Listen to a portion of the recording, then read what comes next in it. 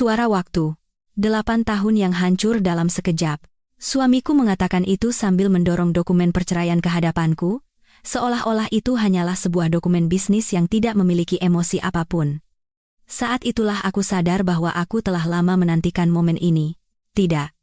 Lebih tepatnya, aku selalu tahu hari ini akan datang, hanya saja aku tidak tahu kapan. Aku menunduk menatap namaku yang tertera di dokumen itu. Nirmalasari. Nama yang tak pernah sekalipun disebut selama 8 tahun di rumah ini. Di sini, aku hanyalah seorang menantu, dan terkadang, hanya sosok tanpa nama. Ibu mertuaku bersedekap, bersandar di sudut ruang keluarga.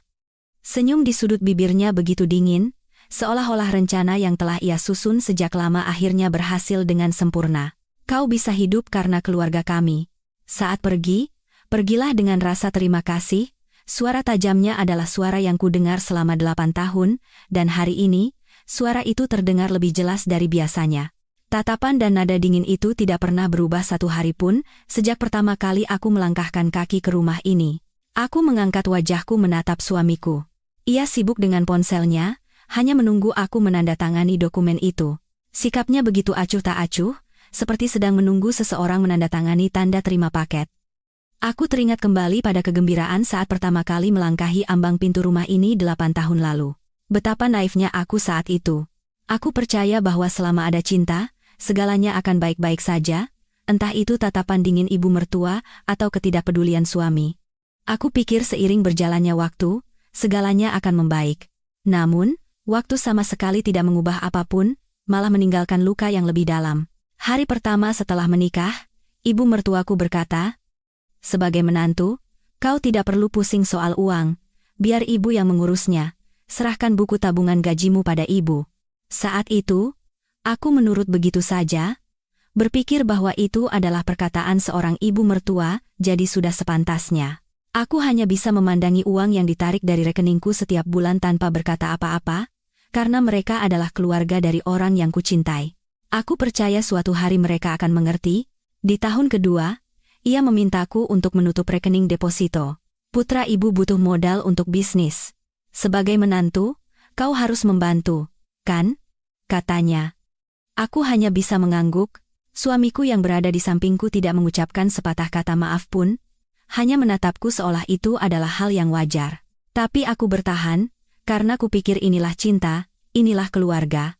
Di tahun ketiga, ia memintaku untuk mengalihkan kepemilikan apartemen warisan orang tuaku. Urusan pajaknya rumit. "Lebih baik alihkan dulu ke nama ibu," dalihnya.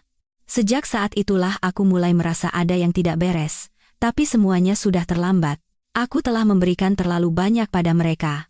Bahkan jika aku curiga sekarang, tidak ada yang bisa berubah. Dan yang terpenting, aku ingin mempercayai suamiku. Mulai tahun keempat, aku tidak lagi menerima uang saku. Ia berkata jika aku butuh sesuatu, katakan saja dan ia akan membelikannya, seolah aku adalah anak kecil. Padahal aku adalah wanita dewasa berusia di atas 30 tahun, tetapi untuk membeli jajanan seharga Rp10.000 pun aku harus meminta izin.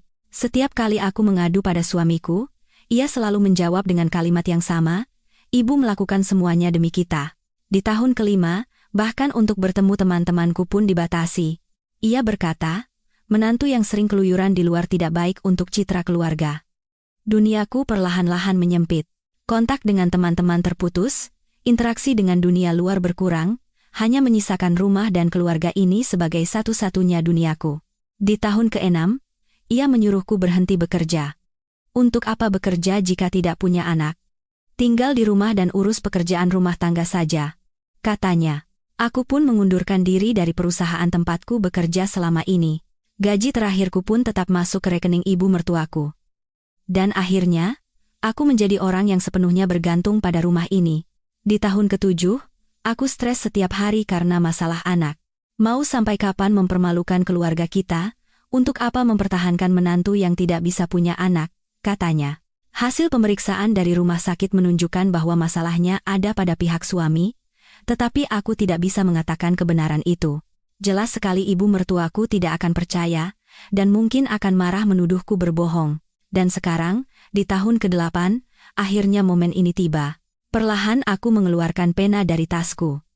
Pena yang tak pernah kugunakan sesuai keinginanku sendiri selama 8 tahun. Setiap kali aku menandatangani dokumen apapun, itu selalu atas perintah ibu mertuaku, tidak pernah berkaitan dengan niatku sendiri. Aku membaca dokumen perceraian itu sekali lagi dengan saksama. Di bagian pembagian harta gonogini, tertulis bahwa bagianku hampir tidak ada sama sekali. Itu wajar, karena seluruh aset sudah atas nama ibu mertua dan suamiku. Begitu pula dengan tunjangan, aku hampir tidak menerima apapun. Bahkan ada klausul yang menyatakan akan memotong biaya hidupku selama aku tinggal di rumah ini, persiapan yang sungguh matang. Suamiku melihat jam tangannya dengan gelisah lalu berkata, "Cepat tanda tangani, hari ini harus diajukan." Ibu mertuaku menimpali, "Benar. Jangan berlama-lama, nanti malah rumit. Cepat selesaikan." Aku mendengarkan desakan mereka sambil menggenggam erat penaku. Sentuhan dinginnya terasa di telapak tanganku. Selama 8 tahun, aku telah menandatangani banyak hal, tetapi tidak pernah terasa seberat hari ini. Begitu aku membubuhkan tanda tangan di atas kertas itu, perasaan aneh menjalari diriku. Itu adalah kelegaan. Seolah-olah aku baru saja meletakkan beban yang sangat berat. Atau lebih tepatnya, perasaan seperti sebuah drama panjang yang akhirnya berakhir.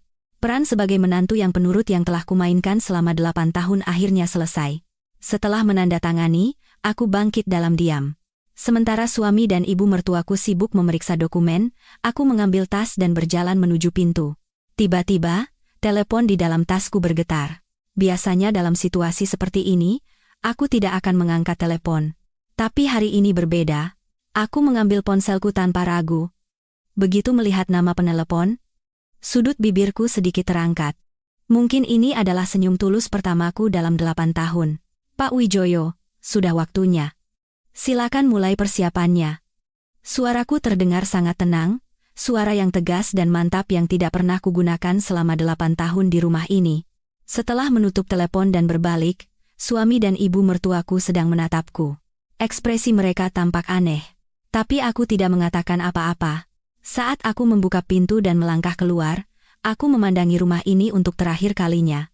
Ruang keluarga yang selalu kubersihkan dan kurapikan selama 8 tahun, dapur tempatku menyiapkan sarapan untuk ibu mertuaku setiap pagi, kamar tidur yang pernah menjadi tempatku tidur bersama suamiku. Kini, itu adalah tempat yang tidak akan pernah kudatangi lagi. Begitu pintu tertutup, aku mendengar suara ibu mertuaku dari belakang. Akhirnya perempuan itu pergi juga. Betapa tenangnya rumah kita nanti. Aku tersenyum sambil menekan tombol lift. "Anda pasti akan mendapatkan ketenangan yang Anda inginkan, Bu." Sungguh menggelikan ketika aku mendengar cerita mereka setelahnya. Kabarnya, malam itu, setelah mengajukan surat cerai, di rumah suamiku diadakan pesta perayaan meriah seolah-olah ada festival. Ibu mertuaku pasti berkata pada suamiku, "Akhirnya perempuan itu pergi. Sekarang kita bisa melakukan apapun sesuka hati kita." Malam itu, saat aku sedang merapikan barang-barang di kamar sewaan yang kecil, aku mencoba membayangkan mereka. Ibu mertuaku mungkin sedang duduk di sofa ruang keluarga, membuka aplikasi properti di ponselnya. Mungkin ia berpikir sekarang ia bisa dengan bebas menggunakan uang yang selama ini terikat pada namaku. Suamiku mungkin duduk di sebelahnya dengan antusias. Entah itu penthouse di kawasan SCBD, rumah mewah di Pondok Indah, atau villa di Menteng, mereka pasti sedang berhitung betapa mewahnya hidup mereka tanpa aku. Keesokan paginya, mereka mungkin bangun pagi-pagi sekali, mandi dan berpakaian lebih cepat dari biasanya, lalu menuju kantor agen properti. Ibu mertuaku mungkin akan membawa tas bermereknya yang paling mahal, karena hari ini adalah hari istimewa. Hari penandatanganan kontrak pembelian penthouse, tentu harus berpakaian yang sesuai. Sementara itu, aku, di pagi yang sama, sedang duduk menyeruput kopi di sebuah kafe, duduk di dekat jendela, memandangi pemandangan di luar sambil berpikir, kira-kira sudah sampai mana mereka sekarang. Jika dihitung waktunya, pas sekali, aku dengar mereka membuat janji pada pukul 10 pagi di kantor agen properti ternama di pusat kota Jakarta. Agen properti itu pasti menyambut mereka dengan sangat baik. Sebagai klien yang akan membeli properti seharga puluhan miliar, tentu mereka akan mendapatkan pelayanan kelas atas. Mungkin mereka diantar ke lokasi dengan mobil mewah, dan menjelajahi setiap sudut penthouse itu dengan saksama. Ibu mertuaku pasti akan mengagumi ruang keluarga yang luas. Nah, harusnya kita tinggal di tempat seperti ini. Sudah lama sekali kita bertahan di apartemen sempit itu. Mungkin begitu katanya. Suamiku mungkin akan menimpali di sebelahnya, akhirnya kita bisa punya rumah yang layak. Investasi yang dulu tidak bisa dilakukan karena terhalang uang, sekarang bisa. Pemandangan kota Jakarta dari balkon pasti sangat indah. Ibu mertuaku mungkin membayangkan dirinya sedang minum teh di balkon itu, sambil memikirkan betapa bangganya saat teman-temannya datang berkunjung. Dapur yang dilengkapi peralatan modern pasti akan membuatnya puas. Meskipun ia tidak pernah memasak, ia pasti berpikir itu akan terlihat bagus saat ada tamu. Kamar tidurnya luas, kamar mandinya mewah. Ibu mertuaku mungkin membayangkan dirinya tidur nyenyak di kamar itu. Dan saat agen properti menyebutkan harganya, ia mungkin tidak akan terlalu kaget. Ia justru berpikir harga itu sangat pantas, mengingat jumlah uang yang selama ini terikat. Saat memeriksa kontrak, suasana pasti penuh dengan kebahagiaan. Ia dan suamiku mungkin akan memeriksa setiap klausul satu persatu, merasa bahwa properti ini benar-benar akan menjadi milik mereka. Mereka akan melihat detail kesepakatan khusus, seperti tanggal serah terima, biaya pemeliharaan, dan masalah parkir. Semuanya pasti sangat memuaskan. Akhirnya, tiba saatnya menandatangani kontrak. Ibu mertuaku mungkin akan memegang pena dengan hati berdebar, karena ini mungkin akan menjadi belanja termahal dalam 80 tahun hidupnya. Suamiku di sampingnya pasti akan menatapnya dengan bangga. Setelah menandatangani kontrak, tinggal tahap transfer uang. Agen itu mungkin akan berkata dengan ramah, transfer bisa dilakukan di bank sebelah, Pak. Bu. Mari saya antar. Selama perjalanan singkat menuju bank, betapa senangnya perasaan ibu mertuaku. Akhirnya, saat untuk memiliki penthouse mewah impiannya tiba. Petugas bank pasti akan menyambut mereka dengan sopan, karena ini adalah transaksi bernilai besar. Mereka mungkin akan diantar ke ruang VIP dan duduk dengan nyaman. Ibu mertuaku akan menyerahkan buku tabungannya sambil berkata, saya mau transfer dari rekening ini. Puluhan miliar. Sementara petugas menerima buku tabungan dan memeriksanya di sistem, ibu mertuaku dan suamiku pasti menunggu dengan penuh harap. Mereka pasti bersemangat membayangkan akan segera menerima kunci penthouse. Tapi kemudian, ekspresi petugas itu berubah. Awalnya, ia memeriksa layar berulang kali, lalu memanggil rekannya untuk melihat bersama. Jelas ada masalah. Ibu mertuaku pasti mulai gelisah. Kenapa lama sekali? Cepat urus, katanya. Petugas itu memasang wajah menyesal dan berkata, mohon maaf, Bu, tapi rekening Anda telah dibekukan. Kata-kata itu membuat wajah ibu mertuaku pucat pasi. Dibekukan? Apa maksudmu? Kemarin masih bisa dipakai. Kenapa tiba-tiba dibekukan? Ia pasti meninggikan suaranya. Suamiku juga pasti kaget dan mendesak petugas, pasti ada kesalahan, coba periksa lagi. Tapi berapa kali pun diperiksa, hasilnya tetap sama. Rekening itu dibekukan total, tidak bisa ditarik sepeser pun. Ibu mertuaku pasti bergumam dengan wajah tidak percaya. Tidak mungkin, pasti sistemnya error. Petugas itu hanya bisa meminta maaf berulang kali, kami juga tidak tahu penyebabnya, Bu. Akan kami coba tanyakan pada manajer. Saat itulah, ibu mertuaku pasti teringat sesuatu. Bayangan diriku sedang berbicara di telepon kemarin. Pak Wijoyo, sudah waktunya. Silakan mulai persiapannya. Kata-kata itu pasti terngiang di kepalanya. Ia pasti mulai merasa ada yang tidak beres. Suamiku juga pasti berpikir sama. Ia mungkin teringat betapa tenangnya aku kemarin, sikap yang sangat berbeda dari biasanya, pasti ini ulah perempuan itu. Suamiku mungkin akan menggeram, tapi tidak yakin karena tidak tahu kemampuan apa yang kumiliki. Perjalanan dari bank kembali ke kantor agen properti pasti terasa sangat memalukan. Mereka harus menjelaskan situasinya kepada agen. Dan penandatanganan kontrak hari itu harus dibatalkan. Agen itu pasti kaget, saya belum pernah mengalami hal seperti ini. Biasanya sebelum tanda tangan kontrak, jarang ada masalah seperti ini. Wajah ibu mertuaku pasti memerah. Ia pasti merasa malu, marah, dan bingung. Pagi hari berangkat dengan penuh semangat, tapi harus kembali dalam kondisi seperti ini. Di dalam taksi perjalanan pulang, ibu mertuaku dan suamiku pasti terdiam. Mereka pasti merasa ada sesuatu yang salah besar. Ibu mertuaku mungkin akan menelepon bank, menghubungi layanan pelanggan untuk menanyakan mengapa rekeningnya tiba-tiba dibekukan. Tapi jawabannya pasti sama, ini adalah pembekuan sesuai prosedur hukum, Bu. Untuk detail lebih lanjut, mohon tunggu dokumen terkait. Suamiku juga pasti memeriksa rekeningnya sendiri, dan hasilnya sama. Semua rekening dibekukan, Saat itulah mereka akan menyadari betapa seriusnya situasi ini, bahwa ini bukan sekadar kesalahan sistem. Setibanya di rumah, ibu mertuaku pasti akan mengeluarkan semua buku tabungan untuk diperiksa. Baik rekening yang pernah atas namaku maupun rekening yang sudah dialihkan ke nama keluarga suami, dan hasilnya sungguh mengerikan. Tidak ada satupun rekening yang bisa diakses. Saat itulah ibu mertuaku pasti merasakan ketakutan yang sesungguhnya. Uang yang dikumpulkan selama 8 tahun, seluruh aset yang dialihkan dari namaku menjadi nama keluarga suami, telah lenyap dalam sekejap, pergi ke tempat yang tidak bisa mereka jangkau. Suamiku mungkin akan mulai mengamuk.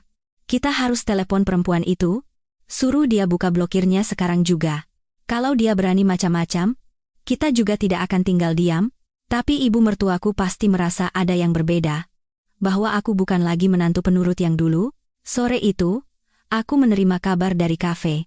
Sebuah berita dari seorang kenalan bahwa transaksi pembelian penthouse keluarga suamiku gagal. Aku mengangkat cangkir kopiku dan tersenyum tipis. Semuanya berjalan sesuai rencana. Ini hanyalah permulaan dari harga yang harus mereka bayar, karena telah meremehkan dan memperlakukanku seperti pembantu selama 8 tahun. Malam itu, ibu mertuaku pasti tidak bisa tidur. Ia pasti terus berpikir, siapa aku sebenarnya, dan bagaimana hal seperti ini bisa terjadi. Suamiku juga sama. Ia mungkin mulai menyadari sedikit demi sedikit betapa besar kesalahan yang telah ia perbuat. Tapi ini baru permulaan. Mereka belum tahu siapa aku sebenarnya, dan apa yang berani mereka sentuh. Besok, mereka akan mengetahui kebenaran yang jauh lebih mengejutkan. Langkah kaki tergesa-gesa pasti bergema di seluruh lobi bank. Setelah kegagalan membeli penthouse kemarin, ibu mertua dan suamiku pasti hampir tidak tidur semalaman. Mereka pasti bangun sejak dini hari untuk berdiskusi tentang apa yang harus dilakukan. Dan akhirnya, mereka mungkin sampai pada satu kesimpulan, mereka harus melabrak pihak bank secara langsung. Ibu mertuaku pasti bangun lebih pagi dari biasanya untuk bersiap. Ia mungkin akan memilih pakaiannya yang paling berwibawa dan mengenakan semua perhiasan mahalnya. Hari ini adalah hari penting, ia tidak boleh kalah. Suamiku juga mungkin mengenakan setelan jas, berbeda dari biasanya yang santai di rumah. Hari ini, mereka harus terlihat formal. Begitu pintu bank terbuka, kemarahan ibu mertuaku pasti meledak. Ia mungkin langsung mendatangi petugas di konter layanan pelanggan dan mulai meninggikan suara, menjelaskan kejadian kemarin sambil berteriak, bagaimana bisa hal konyol seperti ini terjadi? Petugas itu pasti terkejut dengan nasabah yang tiba-tiba datang mengamuk. Ia mungkin bingung dan hanya bisa menyarankan agar mereka masuk ke ruang VIP untuk berbicara dengan lebih tenang. Meskipun sudah duduk di ruang VIP, emosi ibu mertuaku tidak mereda.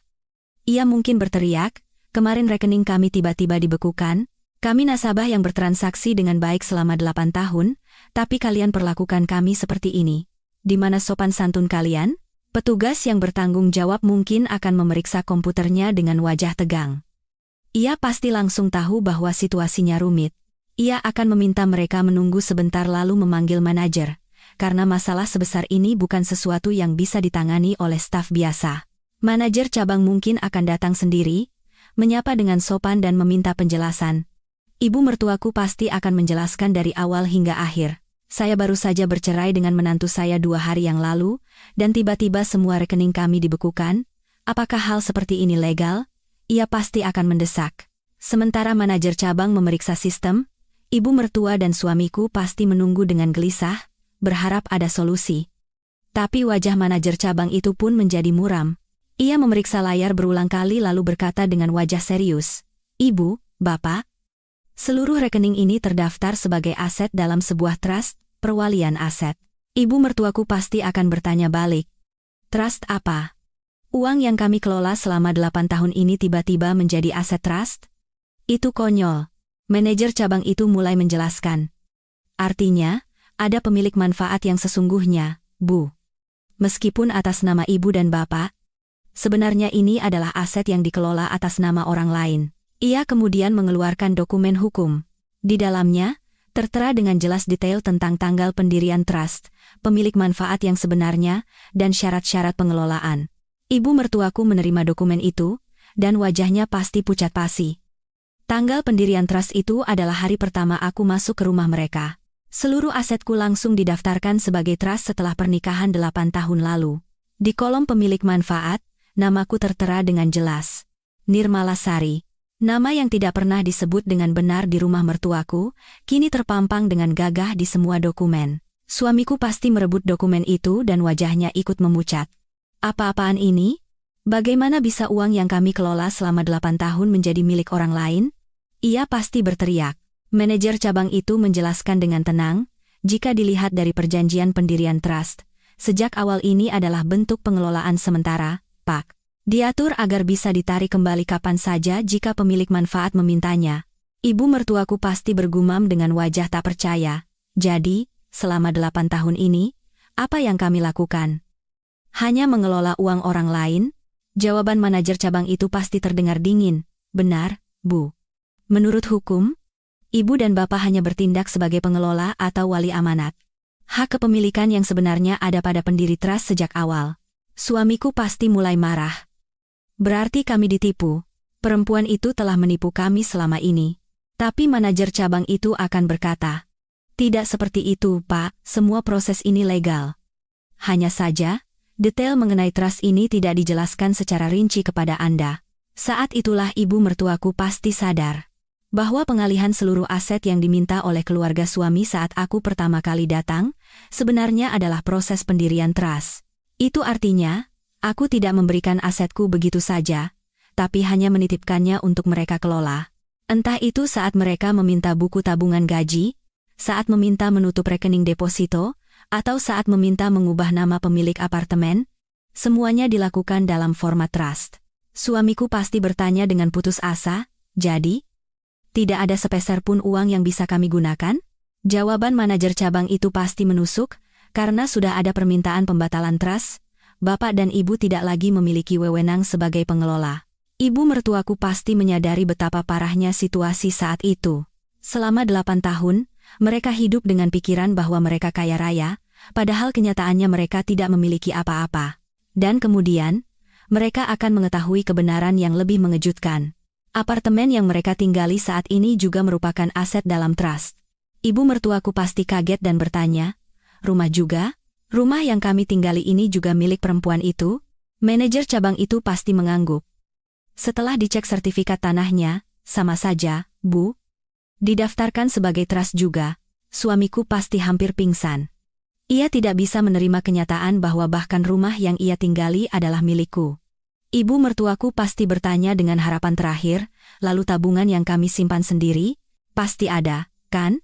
Rekening atas nama kami." Tapi itu hanya harapan sia-sia. Karena semua rekening berbentuk trust, tidak ada uang yang bisa mereka akses. Manajer cabang itu mungkin akan menyatakan penyesalannya, "Situasi seperti ini baru pertama kali kami temui, Bu. Tapi kami harus menjalankan sesuai prosedur hukum." Ibu mertua dan suamiku pasti berjalan keluar dari bank dengan lunglai. Mereka tidak bisa menerima kenyataan bahwa mereka tiba-tiba kehilangan segalanya. Di luar bank, ibu mertuaku pasti bergumam, "Perempuan itu menipu kita. Selama 8 tahun ini, kita benar-benar bodoh." Suamiku pasti marah. Bagaimana bisa seperti ini? Beraninya dia menghina kita sampai sejauh ini, tapi marah pun tidak akan mengubah apa-apa. Semuanya adalah proses yang legal, dan pihak yang bersalah adalah keluarga suami. Sore itu, aku sedang duduk di kafe langgananku, menyeruput kopi di dekat jendela sambil membaca buku. Dari luar, terlihat seperti keseharian yang normal. Tapi sebenarnya, aku sedang memantau situasi keluarga suamiku secara real time. Bapak Wijoyo, sekretaris pribadiku, menelepon untuk melaporkan bagaimana reaksi mereka setelah keluar dari bank dan bagaimana kondisi mereka sekarang. Aku menerima semua laporannya, sesuai perkiraan kita, Pak. Mereka terlihat sangat syok, kata Bapak Wijoyo. Aku mengangkat cangkir kopiku dan tersenyum tipis, sudah sepantasnya. Selama 8 tahun hidup nyaman dengan uangku, saat harus menghadapi kenyataan mendadak, ya beginilah jadinya. Pemandangan jalanan dari jendela kafe begitu damai. Orang-orang menjalani aktivitas mereka masing-masing, dan aku tampak seperti bagian dari pemandangan itu. Tapi aku tahu, saat ini di rumah mertuaku sedang terjadi kekacauan besar. Ibu mertuaku pasti sudah kembali ke rumah dan mengobrak-abrik semua dokumen. Ia pasti memeriksa dengan harapan sia-sia, kalau ada rekening atau aset yang terlewat. Tapi ia tidak akan menemukan apa-apa, karena semuanya telah diatur dengan sempurna. Suamiku juga pasti sedang mencari aset atas namanya sendiri, tapi itu akan sia-sia, karena semua aset yang muncul setelah pernikahan juga berbentuk trust.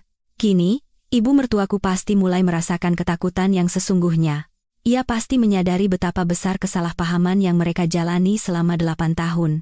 Ia pasti tahu bahwa aku, yang selama ini dianggapnya hanya menantu penurut, sebenarnya adalah orang yang merencanakan dan mempersiapkan segalanya dengan sangat baik. Bapak Wijoyo menelepon lagi. Pihak sana sedang mencari pengacara, Bu. Sepertinya mereka mencoba mencari celah hukum. Aku menjawab, itu reaksi yang sudah kuduga. Meskipun mereka menemui pengacara, tidak akan ada yang berubah, karena setiap langkah kita legal. Dan itu benar. Pengacara manapun yang mereka temui, tidak ada yang bisa dilakukan oleh keluarga suami. Aku menghabiskan kopiku dan bangkit dari kursi. Tahap pertama hari ini berhasil dengan baik. Sekarang saatnya mempersiapkan tahap kedua. Sambil berjalan keluar dari kafe, aku bergumam pada diriku sendiri. Dulu mereka begitu ingin menghapus namaku.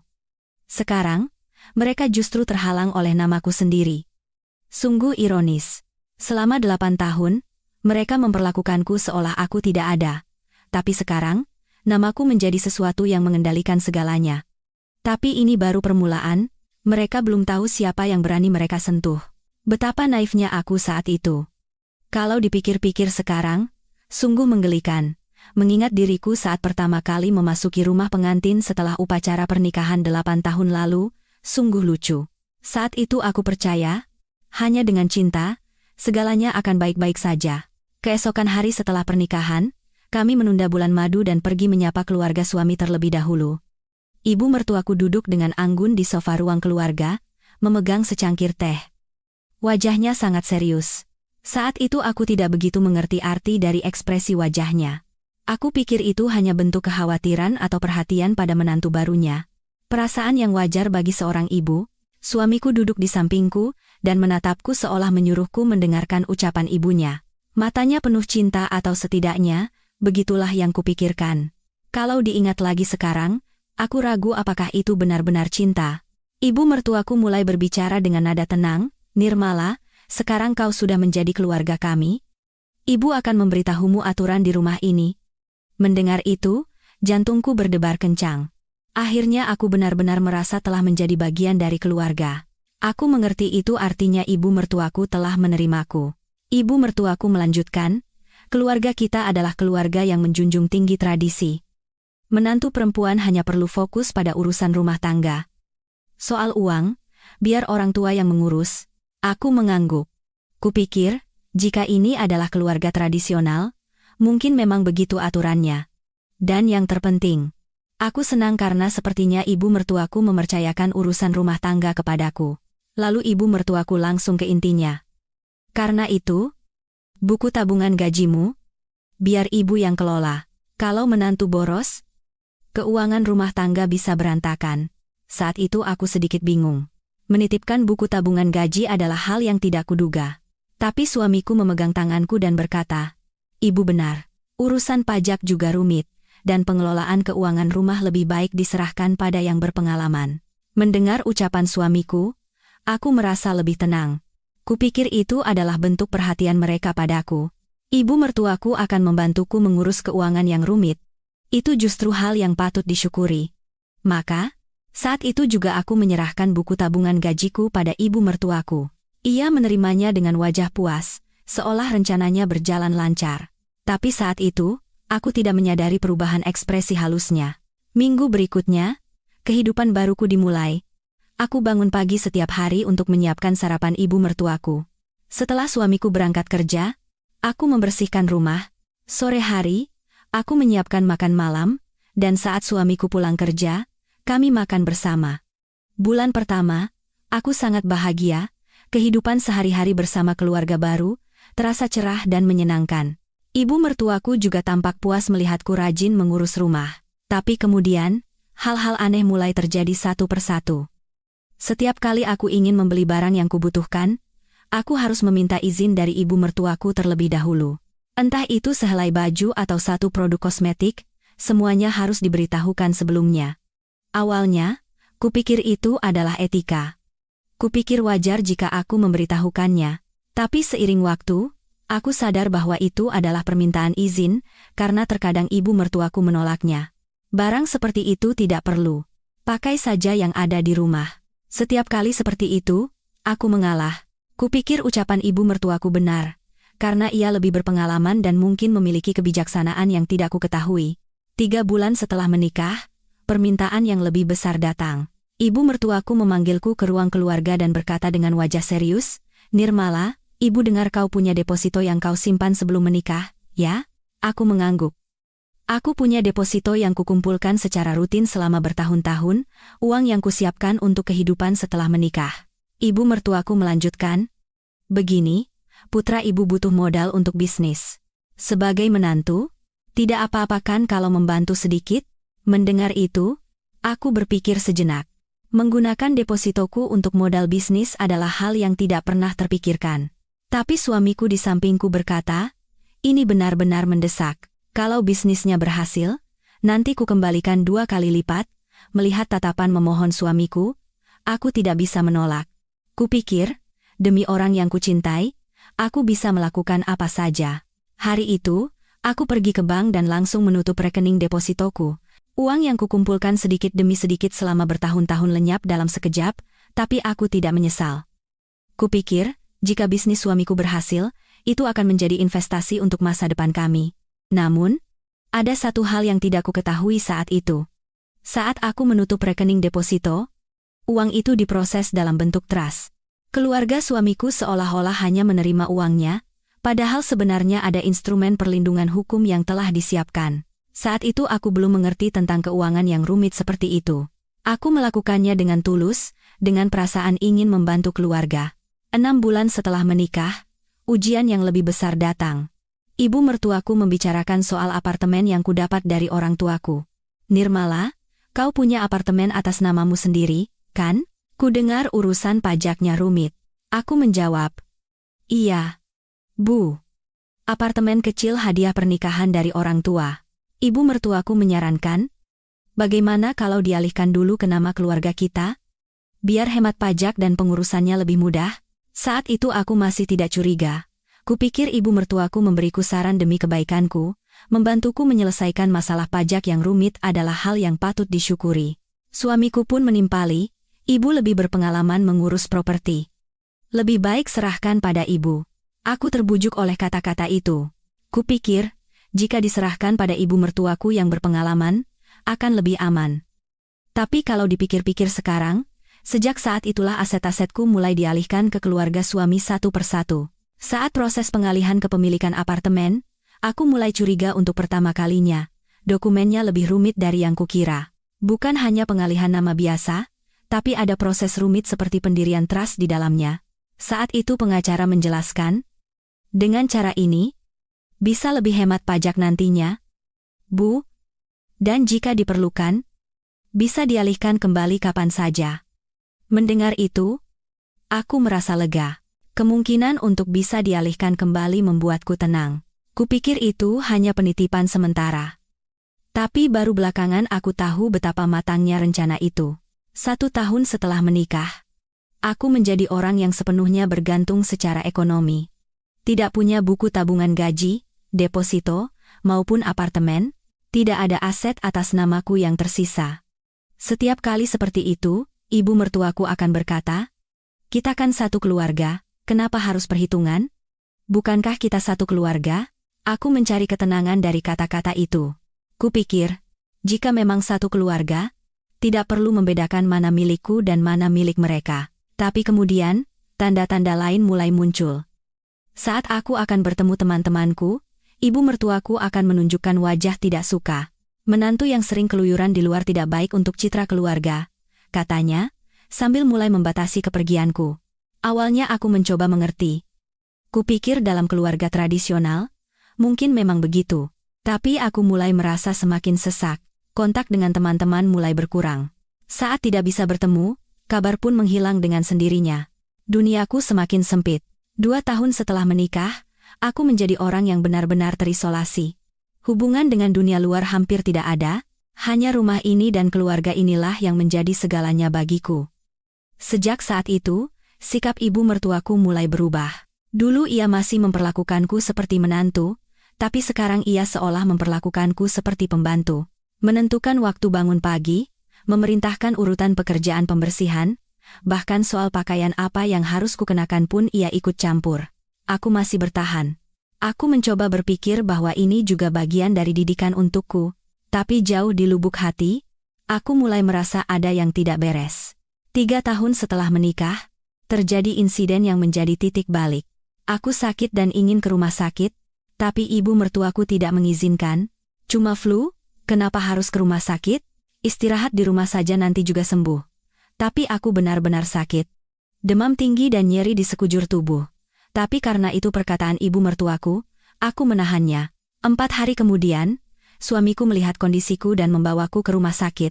Dokter berkata itu adalah gejala awal pneumonia. Jika terlambat sedikit saja, bisa berbahaya. Saat itu, untuk pertama kalinya aku marah. Kupikir, apakah menghemat biaya lebih penting dari kesehatanku? Tapi aku tidak bisa menyuarakannya, karena seorang menantu tidak boleh membantah ibu mertua. Malam itu, untuk pertama kalinya aku merenungkan situasiku dengan serius. Apakah ini hubungan keluarga yang normal? Lalu aku menepis pikiran itu, aku menghibur diriku sendiri bahwa ini masih masa penyesuaian. Seiring waktu, pasti akan membaik. Mulai tahun keempat, situasinya semakin buruk. Ibu mertuaku tidak memberiku uang saku sama sekali. Ia bilang, jika butuh sesuatu, ia akan membelikannya. Tapi kenyataannya, sebagian besar permintaanku ditolak dengan alasan tidak perlu. Aku sudah dewasa, tapi diperlakukan seperti anak kecil. Untuk membeli jajanan seharga Rp10.000 saja harus meminta izin. Setiap kali seperti itu, aku merasa harga diriku terinjak, tapi aku bertahan. Aku percaya suatu hari nanti ia akan mengerti. Tapi suatu hari itu tidak pernah datang. Situasi hanya semakin memburuk. 5 tahun setelah menikah, aku menjadi orang yang depresi. Diriku yang dulu ceria telah hilang. Aku menjadi orang yang selalu waspada dan tertutup. Saat teman-temanku sesekali menghubungiku, aku akan beralasan tidak bisa bertemu. Sebenarnya karena ibu mertuaku tidak mengizinkan, tapi aku tidak bisa menjelaskannya. Jadi, aku perlahan-lahan memisahkan diri dari dunia. Tapi bahkan saat itu, aku belum menyerah. Aku percaya setidaknya suamiku masih mencintaiku. Namun, di tahun ke-6, harapan terakhir itu pun hancur. Suamiku mulai mengabaikanku. Pulang ke rumah tanpa sapaan ramah, dan kami hampir tidak pernah berbicara. Saat aku mengajaknya bicara, ia akan menjawab dengan kesal, seolah aku adalah beban. Saat itulah aku sadar. Aku tidak tahu bahwa di kemudian hari, uang ini akan menghancurkan keluarga kami. Tapi saat itu sudah terlambat, setelah aku menyeberangi sungai yang tak bisa kembali. Getaran ponsel memecah keheningan ruang keluarga. Itulah saat yang telah kuantisipasi. Tidak, lebih tepatnya, itu adalah sesuatu yang kutahu akan terjadi suatu hari nanti. Hanya saja aku tidak menyangka akan secepat ini. Itu adalah ponsel suamiku. Ia meninggalkannya di meja ruang keluarga saat pergi mandi. Biasanya ia tidak akan melakukan itu, tapi sepertinya belakangan ini ia mulai lengah. Ketika notifikasi pesan muncul di layar, aku ragu-ragu. Apakah benar jika aku mengintip privasi suamiku? Tapi di saat yang sama, aku punya firasat aneh. Perubahan perilaku suamiku yang mencurigakan beberapa bulan terakhir sepertinya saling terkait. Ia semakin sering pulang larut malam dan sering pergi mendadak di akhir pekan. Katanya urusan pekerjaan, tapi ada sesuatu yang tidak wajar. Perlahan aku mengambil ponselnya dan memeriksa layar. Nama pengirimnya adalah Rania, nama yang belum pernah kulihat sebelumnya. Dan begitu aku melihat isi pesannya, jantungku serasa berhenti berdetak. Sayang, nanti kalau sudah tanda tangan kontrak penthouse-nya, langsung ke sini ya. Aku tunggu. Pesan singkat itu menjelaskan segalanya. Kemarin saat aku mendengar kabar bahwa keluarga suami gagal membeli penthouse, kukira itu hanya masalah keuangan. Tapi setelah melihat pesan ini, aku tahu situasinya lebih rumit dari itu. Suamiku berselingkuh dengan wanita lain, dan ia bahkan memberitahukan kabar pembelian penthouse itu kepadanya. Tanganku terasa gemetar. Kehidupan pernikahan 8 tahun hancur dalam sekejap. Aku memeriksa riwayat pesan lebih lanjut. Isinya penuh dengan hal-hal yang tidak pernah kubayangkan. Percakapan yang telah berlangsung selama berbulan-bulan, ungkapan cinta, dan bahkan rencana masa depan. Yang paling mengejutkan adalah pembicaraan tentangku. Wanita itu mengirim pesan khawatir, kalau istrimu tahu bagaimana? Jawaban suamiku lebih mengejutkan lagi. Tenang saja. Nanti juga akan kuurus. Perempuan itu sudah selesai. Perempuan itu? Begitulah ia memanggilku.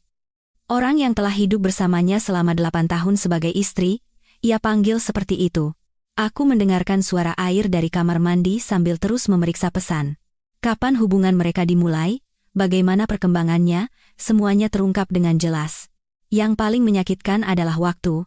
Hubungan mereka sudah berlangsung lama, bahkan sebelum ada pembicaraan cerai denganku.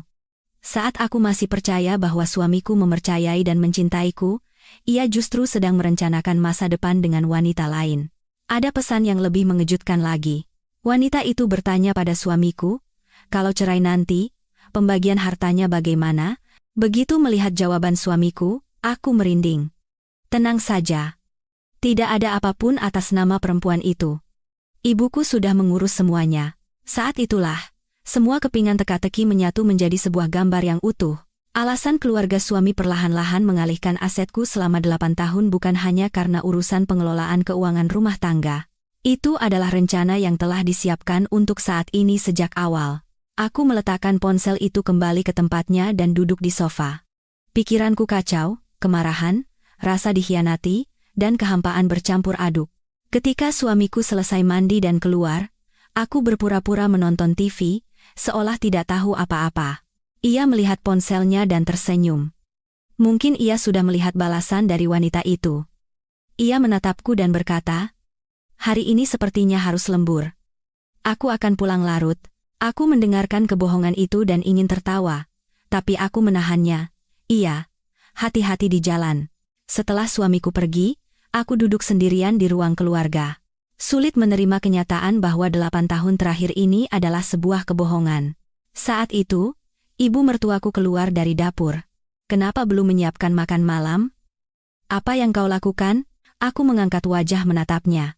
Saat itu, aku merasakan sesuatu yang berbeda dari ekspresi wajahnya, seolah ia sudah tahu segalanya. Ibu mertuaku duduk di sofa dan berkata, "Nirmala, sudahlah, cukup. Tidak butuh waktu lama untuk mengerti arti kata-katanya." Ibu mertuaku juga tahu tentang perselingkuhan suamiku. Tidak.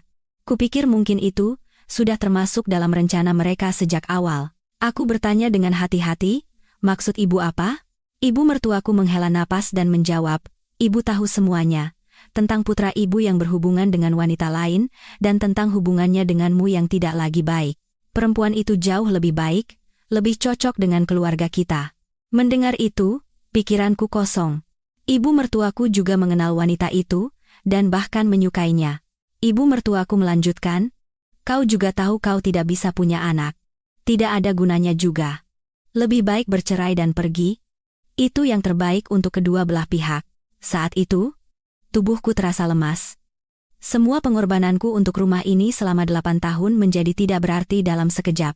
Kata-kata terakhir ibu mertuaku adalah yang paling mengejutkan. "Tapi jangan mempermalukan keluarga kita, pergilah diam-diam." Perempuan itu kelihatannya jauh lebih berkelas. Mendengar itu, aku ingin tertawa. Berkelas? Wanita yang merebut suami orang lain itu berkelas? Tapi aku tidak mengatakannya. Aku tahu itu tidak ada gunanya. Aku bangkit dan berjalan ke kamarku. Saat itu, ibu mertuaku pasti berpikir aku akan menerima semuanya dengan pasrah, seperti yang kulakukan selama 8 tahun ini.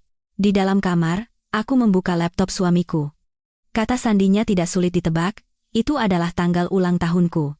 Sungguh ironis. Di dalam laptop itu ada lebih banyak bukti, foto-foto dengan wanita itu, catatan perjalanan mereka bersama, dan bahkan rencana masa depan. Tapi yang paling mengejutkan adalah hal lain. Itu adalah formulir permohonan perubahan nama pemilik rekening bersama, dokumen untuk menghapus namaku dari semua rekening yang mencantumkan namaku, bahkan rekening yang tidak pernah kuketahui sebelumnya. Saat itulah aku sadar. Sejak awal, mereka berencana untuk menghapusku sepenuhnya. Bukan hanya namaku, tapi juga keberadaanku. Melihat tanggal pada dokumen itu, rencananya sudah disiapkan berbulan-bulan. Artinya, suamiku telah merencanakan semuanya jauh sebelum ia membicarakan perceraian denganku. Aku mencetak dokumen-dokumen itu, menyimpannya, dan menyalin semua file ke dalam USB. Kupikir mungkin akan berguna nanti. Saat itu, ponselku berbunyi. Pesan dari suamiku. Sepertinya akan lebih malam lagi. Tidur saja duluan, aku menatap kebohongan itu dan bergumam. Jadi kalian ingin menghapus namaku? Ya? Tapi ada satu hal yang tidak mereka ketahui. Mereka tidak tahu siapa aku, dan kekuatan apa yang kumiliki. Selama 8 tahun, aku mungkin telah memainkan peran menantu penurut dengan terlalu sempurna, sehingga mereka benar-benar meremehkanku. Tapi sekarang berbeda. Sudah waktunya aku menunjukkan bahwa aku juga bisa menghapus nama. Malam itu aku tidak bisa tidur. Aku menata ulang segalanya di kepalaku, pengkhianatan suami, penghinaan ibu mertua, dan rencana matang mereka. Tapi di saat yang sama, aku merasakan secercah harapan. Sekarang aku tidak perlu merasa bersalah lagi.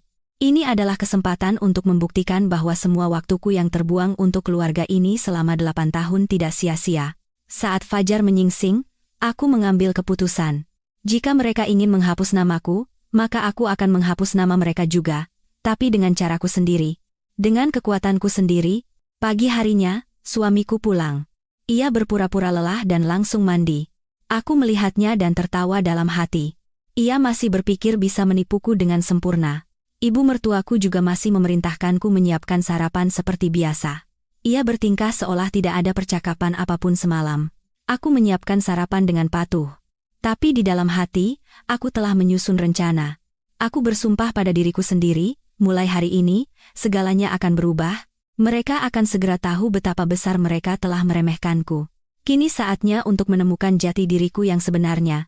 Saatnya untuk melepaskan sosok yang tersembunyi selama 8 tahun. Sisi lain yang tersembunyi di balik nama Nirmalasari.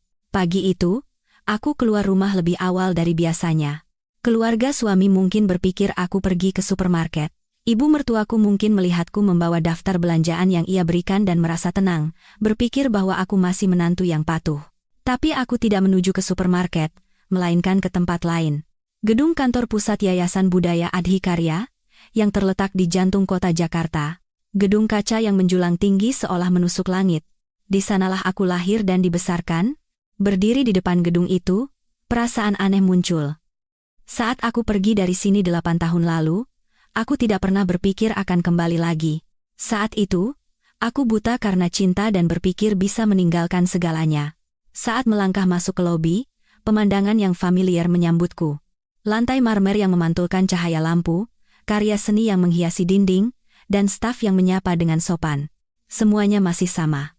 Tapi sekarang, aku adalah orang yang berbeda, bukan lagi putri tunggal ketua yayasan 8 tahun lalu, tapi seorang wanita yang telah merasakan pahitnya dunia. Aku naik lift ke lantai teratas.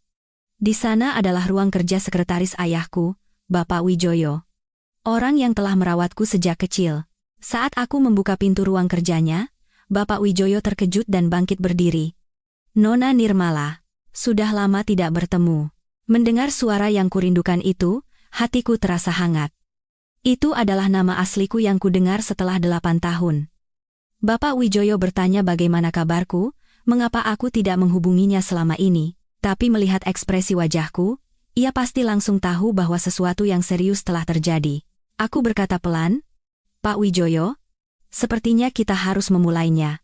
Bapak Wijoyo mengerti betul arti kata-kataku. Itu berarti sudah waktunya untuk mengaktifkan semua mekanisme yang telah disiapkan untuk keadaan darurat saat aku memutuskan untuk menikah 8 tahun lalu. Bapak Wijoyo bertanya dengan tenang. Apakah kita akan menjalankan semua tahap, Nona? Aku mengangguk. Tidak ada alasan untuk ragu lagi. Aku baru menyadari betapa matangnya Bapak Wijoyo telah mengatur segalanya. Seluruh aset yang kuberikan pada keluarga suami telah dilindungi dengan sempurna dalam bentuk trust. Entah itu, buku tabungan gaji, deposito, apartemen, dan bahkan aset yang muncul setelah menikah, semuanya secara hukum adalah milikku. Keluarga suami hanyalah pengelolanya. Bapak Wijoyo menunjukkan dokumen-dokumen itu sambil menjelaskan, semua rekening telah didaftarkan sebagai trust, Nona. Tanpa persetujuan Nona Nirmala, mereka tidak bisa menggunakan uang itu sepeser pun. Mendengar itu, aku mengerti alasan mengapa kemarin keluarga suami berteriak-teriak bahwa rekening mereka dibekukan. Saat aku mengajukan permohonan pembatalan trust, semua wewenang kembali padaku. Tapi itu saja tidak cukup. Aku punya gambaran yang lebih besar. Aku bertanya pada Bapak Wijoyo, Bagaimana menurut ayah? Ekspresi Bapak Wijoyo tampak rumit. Sejak aku menikah, ayahku tidak pernah mencariku. Ia berpikir aku memilih untuk hidup sebagai orang biasa dan menghormati keputusanku. Tapi situasi sekarang berbeda. Jika ayah tahu apa yang kualami, ia tidak akan tinggal diam. Bapak Wijoyo berkata hati-hati. Saya rasa saya harus melaporkannya pada Bapak Ketua. Aku menggelengkan kepala. Aku belum mau ayah tahu sekarang. Aku ingin mengurus ini sendiri. Lalu aku meminta hal lain. Tolong hubungi tim pengacara dan tim akuntansi yayasan. Dan aku juga butuh tim investigasi. Melihat wajah seriusku, Bapak Wijoyo langsung bergerak. Ia pasti bisa menebak apa yang telah kualami selama 8 tahun ini. 1 jam kemudian, personel inti yayasan berkumpul. Direktur hukum, manajer akuntansi, dan tim investigasi. Semuanya adalah orang kepercayaan ayahku. Aku menceritakan kisahku selama 8 tahun kepada mereka. Bagaimana keluarga suami mengambil asetku satu persatu, bagaimana mereka mengendalikanku secara finansial, dan penemuan terbaru tentang perselingkuhan suamiku, serta rencana perceraian mereka. Semuanya kuceritakan. Wajah tim itu semakin tegang. Terutama direktur hukum yang tidak bisa menyembunyikan amarahnya. Ini jelas eksploitasi ekonomi. Kita harus menempuh jalur hukum. Tapi aku tidak mau terburu-buru. Balas dendam harus dilakukan dengan cermat dan sempurna. Aku meminta tim investigasi. Tolong periksa seluruh status keuangan keluarga suami, dan aku juga butuh informasi tentang wanita selingkuhan suamiku. Kepada tim akuntansi, aku memberikan tugas lain, tolong hitung nilai pasti aset saya, dan hitung juga jumlah uang yang telah dihabiskan oleh keluarga suami. Setelah semua perintahku berikan, hatiku terasa lebih ringan. Masalah yang kupendam sendirian selama 8 tahun, kini ada para ahli yang membantuku menyelesaikannya. Bapak Wijoyo bertanya untuk terakhir kalinya, boleh saya tahu, apa tujuan akhir yang Nona Nirmala inginkan? Aku berpikir sejenak lalu menjawab, aku ingin mereka menerima balasan atas apa yang mereka lakukan padaku selama 8 tahun. Tapi harus dilakukan secara legal dan sempurna. Sore itu, saat aku akan meninggalkan yayasan, aku merasakan harapan yang sesungguhnya untuk pertama kalinya. Aku bukan lagi menantu tak berdaya. Aku adalah pewaris Yayasan Budaya Adhikarya, dan aku punya kekuatan untuk menggerakkan sumber daya dan para ahli yang hebat. Dalam perjalanan pulang, aku mampir ke minimarket. Aku membeli barang sesuai daftar yang diberikan ibu mertuaku, karena aku masih harus menjaga citra sebagai menantu yang patuh. Setibanya di rumah, ibu mertuaku mengomel karena aku pulang terlambat. Beli barang saja kenapa lama sekali? Banyak pekerjaan di rumah. Aku meminta maaf sambil merapikan barang. Tapi dalam hati, aku tertawa. Ibu mertuaku masih belum tahu siapa aku. Saat makan malam, suamiku pulang. Hari ini ia juga masih berpura-pura lelah dan tidak menyapaku dengan baik. Mungkin ia baru saja bertemu dengan wanita itu. Sambil menyiapkan makanan, aku mengamati suamiku. Wajahnya begitu percaya diri, ia benar-benar berpikir aku tidak tahu apa-apa. Ibu mertuaku juga masih memerintahku seperti biasa. Kerjakan ini, kerjakan itu, perintahnya seolah aku pembantu. Aku menuruti semua perintahnya. Tapi dalam hati, aku menghitung mundur. Kupikir, dalam beberapa hari, segalanya akan berubah. Malam itu, suamiku pergi lagi dengan alasan lembur. Aku menggunakan waktu sendirian untuk memeriksa dokumen yang dikirimkan oleh yayasan. Informasi yang dikumpulkan oleh tim investigasi sungguh luar biasa. Status keuangan keluarga suami, data pribadi wanita selingkuhannya, dan rencana masa depan mereka, semuanya berhasil diungkap. Yang paling menarik adalah identitas wanita itu. Wanita bernama Rania itu adalah junior di kantor suamiku, tapi latar belakang keluarganya tidak begitu baik. Alasan ia berhubungan dengan suamiku bukan karena cinta murni, tapi lebih karena tujuan ekonomi. Melihat pesan-pesan yang dikirim suamiku, ia menghabiskan cukup banyak uang untuk wanita itu. Tas bermerek, makanan mahal, dan biaya perjalanan. Semuanya adalah uangku yang digunakan untuk wanita lain. Laporan tim akuntansi juga mengejutkan. Selama 8 tahun, uangku yang dihabiskan oleh keluarga suami mencapai 300 miliar rupiah. Baik itu biaya hidup, investasi, dan pembelian properti, semuanya berasal dari asetku. Tapi uang yang bisa kugunakan secara pribadi hampir tidak ada. Uang saku yang kuterima hanya beberapa juta rupiah sebulan. Tim hukum telah menyusun langkah-langkah hukum. Ada banyak cara, mulai dari gugatan perdata, laporan pidana, hingga penyitaan aset. Tapi cara yang paling efektif adalah pembatalan trust dan penarikan kembali seluruh aset secara bersamaan. Dan yang terpenting, semua langkah ini legal. Keluarga suami hampir tidak punya celah untuk membantah atau melawan. Setelah memeriksa semua dokumen, aku menelepon Bapak Wijoyo. Besok kita akan mulai bergerak secara serius. Bapak Wijoyo menjawab bahwa semuanya sudah siap. Malam itu, untuk pertama kalinya aku bisa tidur nyenyak. Kemarahan dan keputusasaan yang terpendam selama 8 tahun akhirnya menemukan jalan keluar. Keesokan paginya, suami dan ibu mertuaku masih bersikap seperti biasa. Perlakuan mereka yang seperti pada pembantu, penghinaan, dan anggapan bahwa aku adalah milik mereka, sekarang terasa begitu menggelikan. Aku tetap memainkan peran sebagai menantu yang patuh. Tapi dalam hati, aku telah memulai rencanaku. Sekarang, yang tersisa bagi mereka hanyalah rekening-rekening yang terikat pada namaku. Dan rekening-rekening itu akan segera lenyap. Selama 8 tahun, aku hidup dengan nama Nirmalasari. Tapi sekarang, saatnya untuk kembali menjadi putri tunggal ketua Yayasan Budaya Adhikarya. Mereka akan segera tahu betapa besar kesalahan yang telah mereka perbuat. Uang itu milik anakku. Teriakan ibu mertuaku yang terdengar dari layar CCTV bergema di seluruh ruang keamanan yayasan. Aku sedang menyaksikan peristiwa itu secara real-time, seolah menonton drama, tapi ini adalah kenyataan. Perjuangan terakhir keluarga suami telah dimulai. Setelah 3 hari semua rekening dibekukan, ibu mertua dan suamiku sepertinya sudah mencapai batas mereka. Mereka telah mencoba segala cara di rumah, tapi tidak berhasil. Pergi ke pengacara pun tidak ada gunanya. Melabrak bank juga tidak mengubah apa-apa, malah semakin menegaskan kenyataan pahit. Selama itu, ibu mertuaku pasti telah mendapatkan informasi penting. Ia pasti sudah tahu bahwa aku memiliki hubungan dengan Yayasan Budaya Adhikarya. Mungkin ada yang melihatku masuk ke gedung yayasan, atau ia mendapat informasi dari sumber lain. Berdasarkan informasi itu, ibu mertuaku pasti menyusun rencana gila. Menyerbu yayasan untuk mencari tahu kebenarannya sendiri. Pagi itu, aku sedang melakukan pengecekan terakhir dengan Bapak Wijoyo di ruang kerjanya.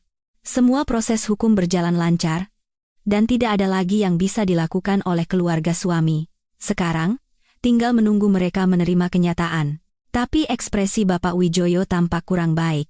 Ada laporan dari tim keamanan bahwa ada orang mencurigakan yang berkeliaran di sekitar gedung. Saat memeriksa rekaman CCTV, ternyata itu memang ibu mertua dan suamiku. Mereka berdiri ragu-ragu di depan pintu masuk gedung cukup lama. Sepertinya sedang memutuskan apakah akan masuk atau tidak. Aku melihat pemandangan itu dan merasa sedikit kasihan. Meskipun mereka telah meremehkan dan memperlakukanku seperti pembantu selama 8 tahun, kondisi mereka saat ini sungguh menyedihkan. Tapi perasaan itu tidak bertahan lama, mengingat apa yang telah mereka lakukan padaku, tidak ada alasan untuk merasa kasihan. Sekitar pukul 1 siang, mereka akhirnya bergerak. Ibu mertuaku masuk ke gedung lebih dulu. Di meja resepsionis, ia berkata ingin bertemu dengan perwakilan dari Yayasan Budaya Adhikarya. Saat resepsionis bertanya, apakah sudah ada janji, ibu mertuaku mulai berteriak. Ini darurat. Saya datang karena Nirmalasari, perempuan itu telah mengambil uang kami. Saat lobi mulai gaduh, tim keamanan datang. Tapi ibu mertuaku tidak mau mundur. Ia justru semakin kencang menyuarakan ketidakadilan. Uang yang kami kelola selama 8 tahun tiba-tiba tidak bisa digunakan? Apa-apaan ini? Saat itu, suamiku masuk. Ia terlihat lebih tenang dari ibunya, tapi matanya menunjukkan keputusasaan dan kemarahan. Staf mencoba menjelaskan dengan sopan, tapi mereka tidak mau mendengarkan. Mereka hanya ingin tahu di mana aku berada dan bagaimana cara mendapatkan uang mereka kembali. Tim keamanan menghubungi Bapak Wijoyo, melaporkan bahwa situasi memburuk dan meminta keputusan apakah akan memanggil polisi. Tapi aku menyuruhnya menunggu. Aku ingin melihat sejauh mana mereka akan bertindak. Sekitar 30 menit kemudian, situasi semakin parah. Ibu mertuaku mulai menggebrak meja resepsionis sambil berteriak, katakan sekarang di mana menantuku. Apa yang dia lakukan di sini? Kalau tidak, aku tidak akan pergi. Melihat pemandangan itu, aku merasa iba sekaligus geli. Ia masih saja berpikir aku hanyalah menantu penurut. Suamiku mencoba cara lain. Ia menawarkan uang kepada staf untuk mendapatkan informasi, tapi staf kami bukanlah orang yang bisa disuap. Tindakannya itu justru membuatnya semakin mencurigakan. Pukul 3 sore, perilaku mereka semakin menjadi-jadi. Ibu mertuaku mencoba naik lift. Saat petugas keamanan menghalanginya, ia mencoba mendorong dan memaksa masuk. Terjadi saling dorong, dan ibu mertuaku terjatuh. Ia terluka, tapi tidak menyerah. Ia justru semakin marah dan berteriak, "Jangan halangi kami." Suamiku ikut campur. "Kami datang untuk menuntut hak kami. Kenapa kalian menghalangi?" "Tidak ada masalah hukum di sini," klaimnya. Tapi itu adalah kebohongan yang jelas. Orang yang tidak punya wewenang, apapun sedang mengamuk di gedung orang lain. Saat itulah, aku memutuskan untuk turun. Aku tidak bisa hanya menonton. Saat aku turun ke lobi, ibu mertua dan suamiku terkejut melihatku. Terutama ibu mertuaku, wajahnya seolah tidak mengerti bagaimana aku bisa ada di sini. Aku berkata dengan tenang, "Ibu, sebaiknya kita pulang." Tapi ibu mertuaku justru semakin marah. "Kau, perempuan sialan, apa yang kau lakukan di sini? Apa yang kau lakukan dengan uang kami?" teriaknya. Orang-orang di sekitar menoleh, situasi yang sangat memalukan. Suamiku mendekatiku dan mendesak, "Apa yang telah kau lakukan? Kenapa rekening kami dibekukan?" Aku tidak menjawab pertanyaan mereka. Mereka pasti sudah tahu segalanya. Tidak perlu menjelaskan lagi. Aku berkata kepada tim keamanan, "Tolong antar kedua orang ini keluar." Tapi mereka tidak mau pergi begitu saja. Ibu mertuaku mencengkram lenganku dan berteriak, "Dasar perempuan tidak tahu diuntung. Beginikah caramu membalas orang yang telah membesarkanmu?" Saat itu, aku benar-benar marah. Membesarkanku? Selama 8 tahun memperlakukanku seperti pembantu? Tapi aku tidak mengatakannya. Tidak ada gunanya. Petugas keamanan mencoba membawa mereka keluar, tapi ibu mertuaku melawan dengan keras. Di tengah keributan itu, terjadi insiden lain. Suamiku tiba-tiba berlari ke arah lain, mencoba naik lift ke lantai atas. Petugas keamanan mencoba menghalanginya, tapi suamiku mendorongnya hingga berhasil lewat. Sejak saat itu, kekacauan benar-benar terjadi. Suamiku berlari ke lantai atas dan mulai menggedor pintu-pintu kantor. "Nirmala di mana? Keluar sekarang!" teriaknya. Para pegawai terkejut dan mencoba menelepon polisi, tapi suamiku semakin beringas. Ia bahkan masuk ke ruang kerja yang berisi komputer dan mulai mengobrak-abrik dokumen. Aku melihat pemandangan itu melalui CCTV dan tidak percaya. Suamiku yang biasanya bersikap sopan, kini berubah total. Akhirnya, suamiku berhasil masuk ke ruang server. Ia mencuri kartu akses dan masuk tanpa izin. Aku tidak tahu pasti apa yang ingin ia lakukan di sana, tapi pasti bukan tujuan yang baik. Bapak Wijoyo segera menuju ke sana. Ruang server adalah tempat penyimpanan data penting yayasan. Tidak boleh ada penyusup. Saat Bapak Wijoyo tiba, suamiku sedang menyentuh komputer. Bapak Wijoyo mencoba menghentikannya, tapi suamiku mendorongnya dengan keras, membuat Bapak Wijoyo terjatuh dan kepalanya terbentur.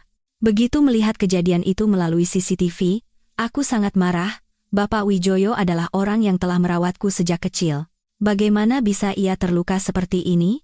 Aku segera menelepon polisi dan memanggil ambulans. Aku tidak tahan lagi. Polisi butuh waktu sekitar 10 menit untuk tiba. Selama itu, suamiku keluar dari ruang server dan mengobrak-abrik ruang kerja lain. Ia benar-benar sudah gila. Ibu mertuaku juga masih membuat keributan di lobi. Kini ia mulai mengancam staf. "Kalau kalian tidak mengembalikan uang kami, aku tidak akan tinggal diam. Akan kuhancurkan gedung ini." Akhirnya polisi tiba.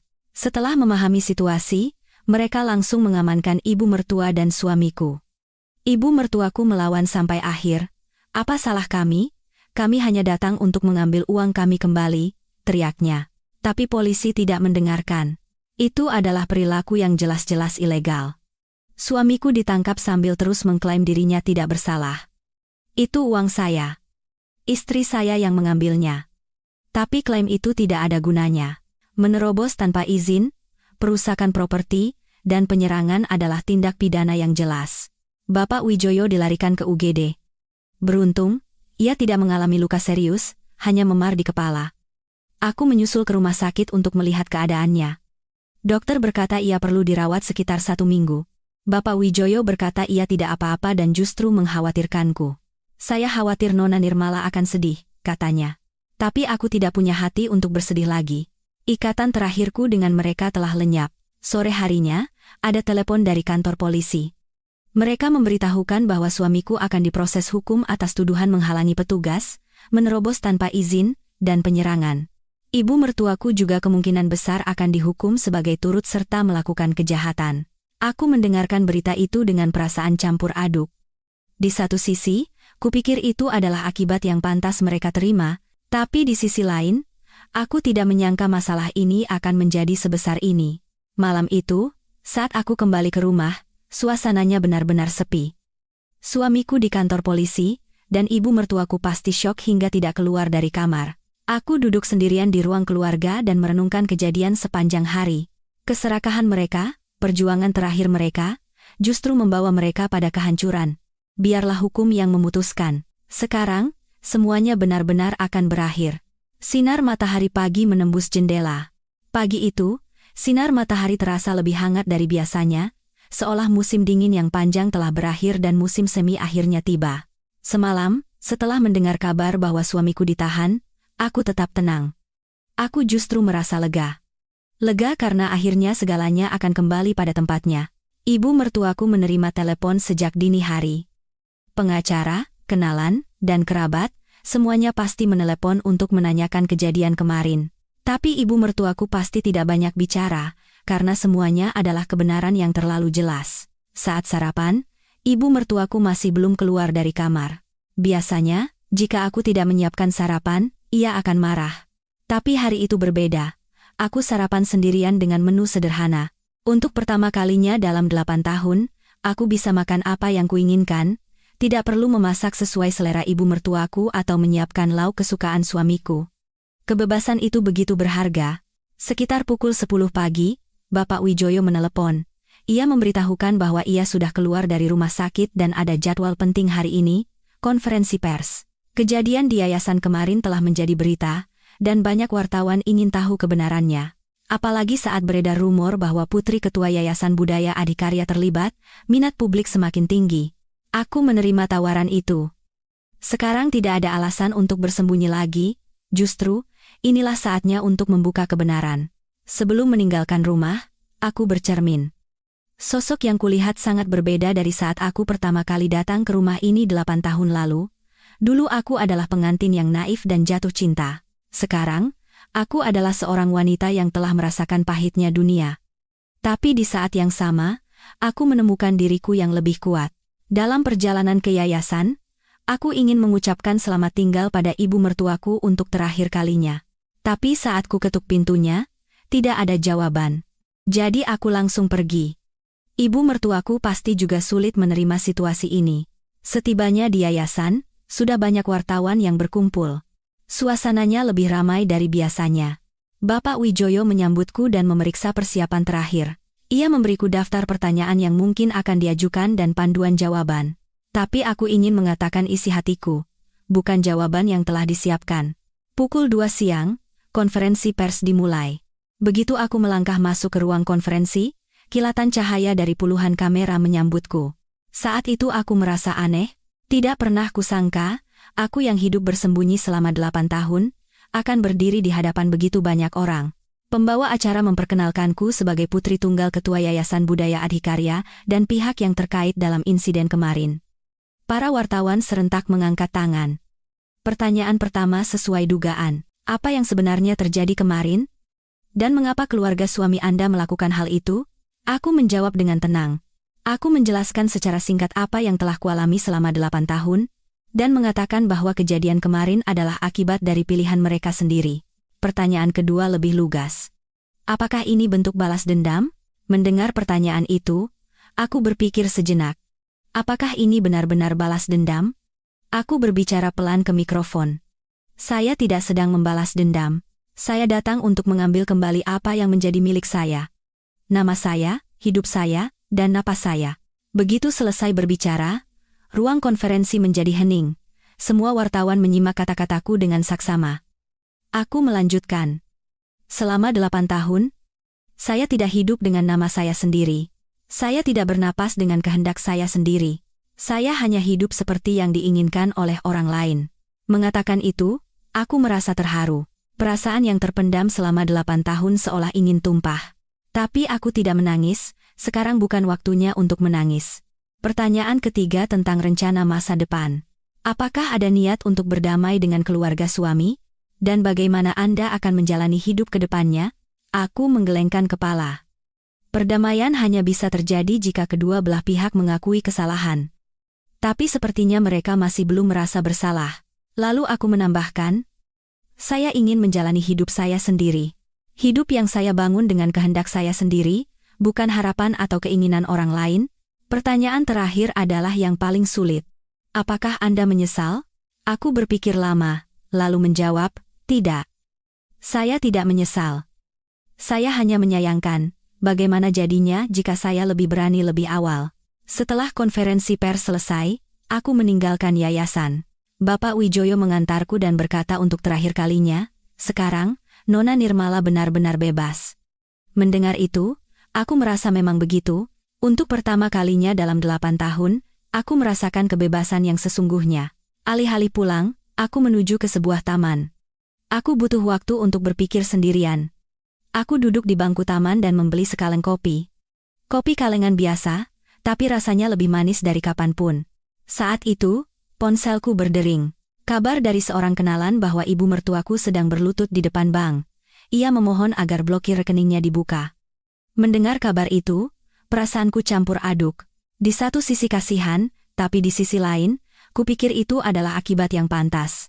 Selama 8 tahun, ia telah memperlakukanku seperti itu. Saat aku tiba di rumah, hari sudah sore, ibu mertuaku masih belum keluar dari kamar. Ia pasti sangat syok. Aku mulai mengemasi barang-barangku dalam diam. Sekarang saatnya aku meninggalkan rumah ini. Tidak ada alasan lagi untuk tinggal di sini. Sambil berkemas, kenangan selama 8 tahun muncul. Kegembiraan saat pertama kali datang, perasaan yang perlahan layu, dan rasa dikhianati di akhir. Semuanya telah menjadi masa lalu. Keesokan paginya, aku mengucapkan selamat tinggal pada ibu mertuaku untuk terakhir kalinya. Saat ku ketuk pintunya, terdengar suara lemah menjawab. Saat aku masuk, kulihat ibu mertuaku tampak sangat lelah. Ia terlihat jauh lebih tua dalam semalam. Aku berkata pelan, Bu, saya pergi. Ibu mertuaku menatapku dan berkata untuk terakhir kalinya, kau benar-benar akan meninggalkan kami seperti ini? Aku menggeleng. Saya tidak meninggalkan. Saya mengambil kembali. Setelah itu, aku keluar dari rumah. Aku tidak menoleh ke belakang, karena itu sudah menjadi masa lalu. Beberapa hari kemudian, aku pindah. Sebuah apartemen kecil dengan pemandangan kota Jakarta, meskipun tidak besar, tapi ini sepenuhnya milikku. Secangkir kopi pertama yang kuminum di rumah baru terasa begitu istimewa. Aku tidak pernah tahu, bisa minum minuman kesukaan di waktu yang kuinginkan, di tempat di mana tidak ada yang mengganggu, akan sebahagia ini. Aku memandangi pemandangan kota dari jendela dan bergumam, akhirnya, aku bisa bernapas lega ya, Bu. Kata-kata itu seolah terbang terbawa angin. Itu adalah momen pembebasan setelah tertekan selama 8 tahun. Kini, aku bisa memulai hidup baru. Dengan nama asliku. Dengan kehendakku sendiri. Dan dengan napasku sendiri. Sinar matahari menembus jendela, menyentuh wajahku. Kehangatannya seolah memberkati awal yang baru ini. Aku menarik napas dalam-dalam. Untuk pertama kalinya setelah sekian lama, aku bisa bernapas dengan lega. Sekarang, segalanya terasa baru. Mulai dari bangun pagi, memutuskan apa yang akan kumakan, hingga memutuskan kemana akan pergi. Setiap keputusan adalah milikku. Itulah kebebasan sejati yang kuimpikan selama 8 tahun. Hari itu, untuk pertama kalinya aku bisa tersenyum dengan tulus, bukan senyum paksaan, tapi senyum kebahagiaan sejati yang datang dari hati. Aku menyeruput kopiku di tengah sinar matahari, sambil mulai memimpikan mimpi-mimpi baru. Sekarang, hidupku sepertinya baru saja dimulai.